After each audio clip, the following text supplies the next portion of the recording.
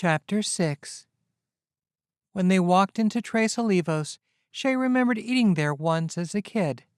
Ralph had brought her along to a meeting with the president of the Jaguares, a guy by the name of Victor Ganado, or Uncle Victor as he liked her to call him. He had a kind face, a ponytail, and a gentle voice like her grandfather. Not the kind of man she expected to lead a Latino street gang. But then, people weren't always what they seemed. The smell of carne asada and salsa filled her nose, causing her stomach to rumble. She hadn't eaten all day. Too many other things to worry about.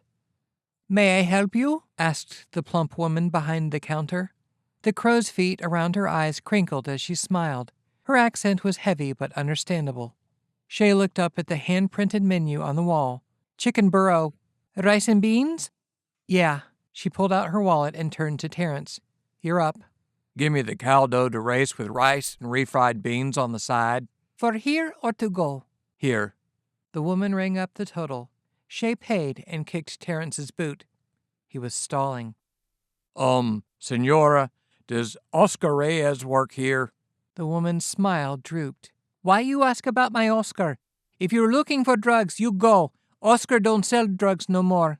Terrance shook his head. No, senora. We aren't looking for drugs. This is something different. He owe you money? Her eyes narrowed.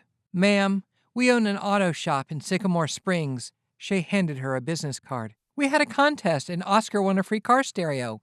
Unfortunately, we can't read the phone number on his ticket. If you have him call us, we'll give him his prize. Senora Reyes's smile reappeared.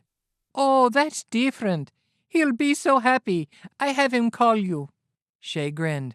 Thanks, we'd appreciate that. You go sit down. I call Oscar, then I bring your food. The dining room was empty except for the two of them. Shea liked the idea of not having an audience, considering she'd promised Willie she'd leave the investigation to the sheriff's office. On the other hand, sometimes having witnesses could keep things from getting out of hand. After a few minutes, Senora Reyes brought their food. Oscar is on his way. Shea smiled at her and turned to Terrance. Told you it'd work out. Terrance smirked.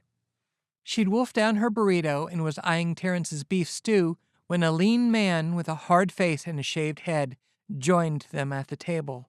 A tableau of ink featuring a growling jaguar extended below the sleeve of his plaid shirt. I didn't enter no contest, so who the fuck are you?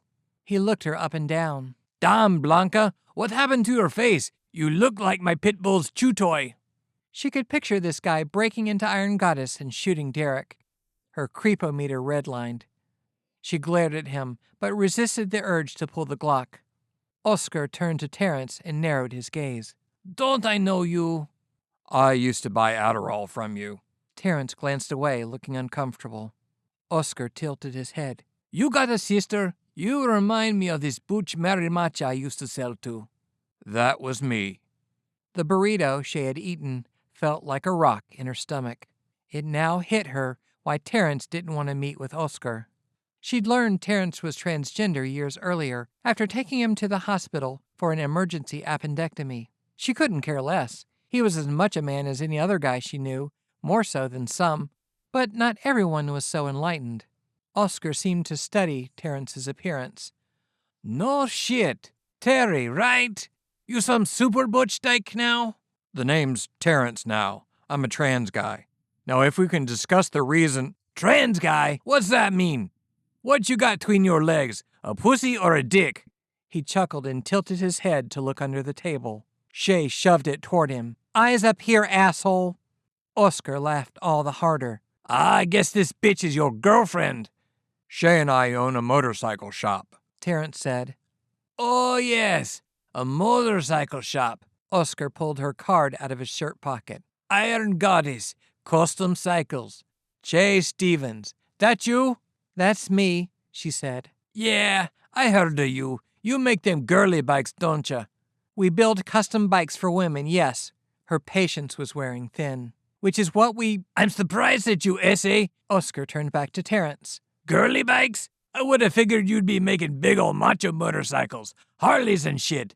After all, you the man now, right? Everyone makes big bikes. Women are an underserved market, Terrance said. Shea rolled her eyes. Typical Terrance and his business school bullshit. Ha!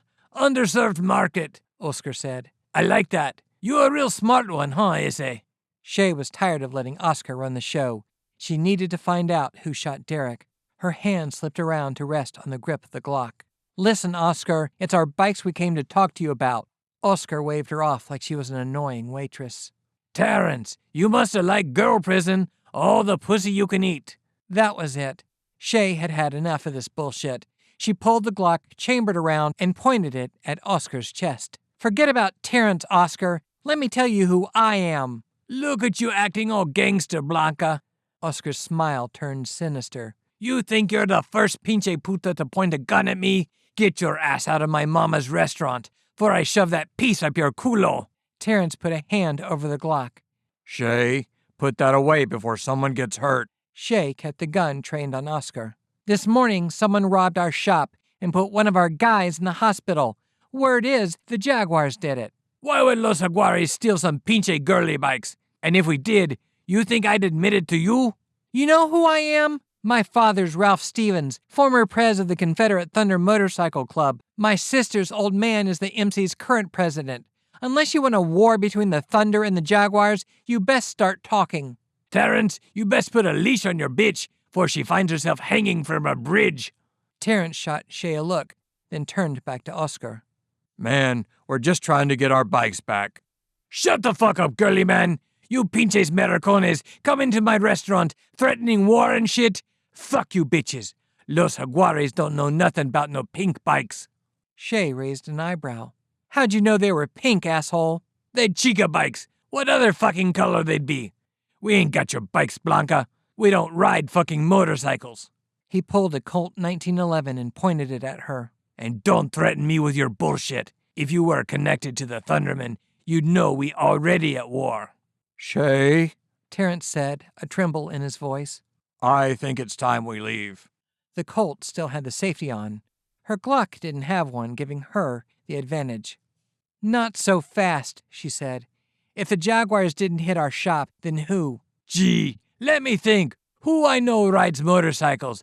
How about your punk-ass white trash family, the Confederate Thunder? Maybe he was telling the truth, maybe not. Either way, she wasn't getting anything more out of him. Not like this. She holstered her gun, hoping Oscar would do the same. He didn't. Now get the fuck out, for I had you carried out in a body bag. She glared at him, refusing to move. Terrance stood up. Come on, Shea. Let's let the cops deal with this. She hated to admit it, but her plan sucked. She stood up, not taking her eyes off Oscar for a second. We ain't done here.